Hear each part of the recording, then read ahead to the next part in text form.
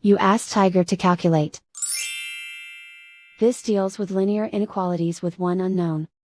The final result is p smaller than 99. Let's solve it step by step. Group all constants on the right side of the inequality. Subtract 99 from both sides.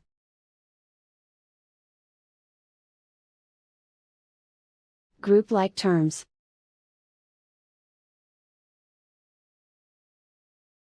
Simplify the arithmetic.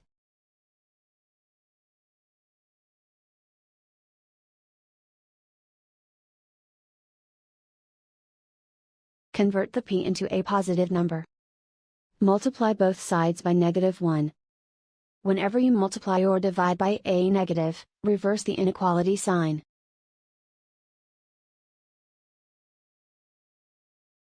Remove the ones.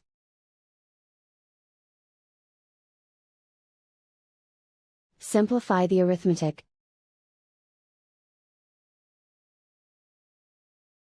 Plot the solution on a coordinate grid. And so the final result is p smaller than 99.